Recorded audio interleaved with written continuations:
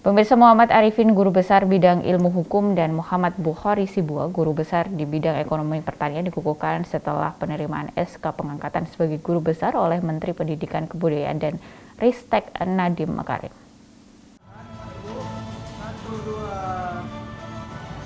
Pengukuhan dua guru besar Universitas Muhammadiyah Sumatera Utara disambut dengan rasa sukacita keluarga UMSU dan Muhammadiyah Sumatera Utara. Keduanya melengkapi jumlah guru besar UMSU dari 6 orang menjadi 8 orang. Pengukuhan ini memberi motivasi kepada dosen dengan status lektor kepala untuk dapat segera menyelesaikan proses pengajuan guru besarnya. Jurnalis TV Mudi Medan Saiful Hadi dan Masnal Rifai melakukan wawancara khusus dengan kedua guru besar UMSU tersebut. Muhammad Arifin yang juga Wakil Rektor 1 UMSU menyampaikan orasi ilmiah dengan judul karakteristik perjanjian arbitrase dalam penyelesaian sengketa bisnis. Menurutnya ada perbedaan prinsipil penyelesaian sengketa antara peradilan dengan arbitrase. Pada arbitrase, penyelesaian sengketa diharapkan akan menghasilkan perdamaian antar pihak, sedangkan di peradilan dapat menimbulkan konflik lain setelah keputusan itu berlaku. Muhammad Arifin menyebut arbitrase sangat sejalan dengan konsep syariah, sehingga perlu dilakukan pemahaman yang lebih baik tentang arbitrase ini. Kita mengharapkan memang ada perbedaan prinsipil antara penyelesaian sengketa melalui peradilan dan arbitrase. Kalau arbitrase ini sebenarnya lebih mengedepankan bagaimana supaya para pihak yang bersengketa itu damai. Tidak seperti di badan peradilan, itu bisa menimbulkan konflik-konflik lain setelah putusan itu berlaku. Tapi kalau arbitrase, karena yang dicapai itu adalah berdamai, bisnis yang mereka lakukan itu tetap berjalan dengan seperti biasa gitu. Itu bedanya antara konsep arbitrase dengan peradilan itu ya. Arbitrase ini memang sudah dipahami masyarakat kita atau masih perlu edukasi?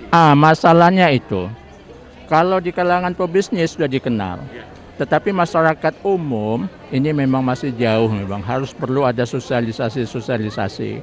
Tapi kalau kalangan pebisnis, apalagi yang berkaitan dengan bisnis-bisnis internasional, itu memang mereka lebih banyak memilih pada arbitrase. Kenapa?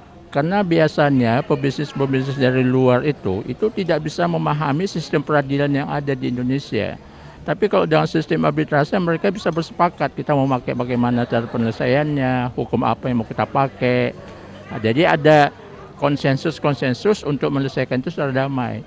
Jadi kalau peradilan kan enggak, memang sudah ada acaranya. Ini kadang-kadang orang asing tidak mengetahui acaranya itu sehingga mereka tidak memilih peradilan tapi lebih baik memilih pada jalan arbitrase seperti itu. Hubungan antara arbitrase dengan konsep keagamaan dalam Islam? Arbitrase kalau dalam agama Islam itu yang sangat dianjurkan oleh Nabi, ya, yang selalu disebut di dalam hukum Islam itu tahkim, dan ini memiliki akar yang kuat karena dia ternukil dalam Al-Quran, meskipun yang di dalam Al-Quran itu lebih banyak berkaitan dengan hukum keluarga, sementara bisnis itu tidak disebut secara eksplisit lah seperti itu, tetapi dengan cara kias itu bisa diberlakukan kepada bisnis apa yang berlaku dalam hukum keluarga menurut Al-Quran itu. Apakah dengan proses arbitrase ini orang sudah merasakan keadilan di situ? Sesungguhnya kalau memang konsep arbitrase itu dijalankan dengan seperti yang diharapkan, akan ada keadilan seperti itu. Di mana ya arbitrase itu? Badan arbitrase syariah itu ada dua kan, arbitrase konvensional itu ada di Petisah. Badan arbitrase syariah itu ada di Majelis Ulama Indonesia. Sementara itu Muhammad Bukhari Sibua, Guru Besar Bidang Ekonomi Pertanian, menyampaikan orasi eksistensi dan revitalisasi kelembagaan ekonomi pertanian dalam pembangunan nasional. Menurut Bukhari Sibua, ikhtiar atau upaya dari pengambil kebijakan dalam memajukan koperasi tidak maksimal. Harusnya pemerintah memberikan pendampingan secara terus-menerus agar pengelola koperasi paham bagaimana bekerja di sebuah koperasi. Prinsip koperasi sebenarnya sangat pas untuk Muhammadiyah, dan ia berharap Muhammadiyah dapat mengembangkan koperasi dengan baik. Ikhtiar atau upaya-upaya dari pengambil kebijakan untuk membina, mendampingi koperasi itu tidak maksimal. Harusnya mereka diberikan pendampingan, diberikan pengajaran, pembinaan, sehingga mereka paham itu bagaimana bekerja, berorganisasi di sebuah koperasi. Jadi kalau kita orang Muhammadiyah sebenarnya paling pas ini untuk koperasi ini. Sehingga di mana-mana kita kan punya ada BMT atau ada yang sejenis yang semangatnya itu semangat koperasi sebenarnya. Ini semangat persyarikatan ini sebenarnya. Bukan barang baru sama kita, hanya saja barangkali karena banyak alternatif lain sekarang, kita tinggalkan koperasi. Padahal sampai kapanpun tetaplah koperasi sebagai bentuk yang terbaik sebenarnya. Satu pertanyaan lagi, Prof. Kooperasi dengan kooperasi, Prof. Oh iya, Gimana itu? selama ini memang koperasi diperasi, jadi seolah-olah kooperasi.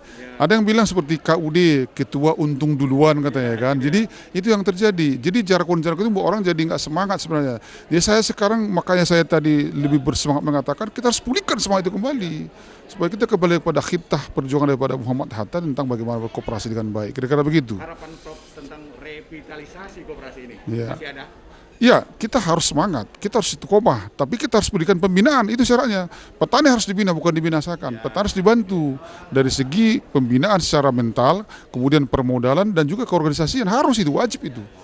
Ya, barangkali itu udah semangat Muhammadiyah itu udah persyarikatan, udah pas sekali untuk itu.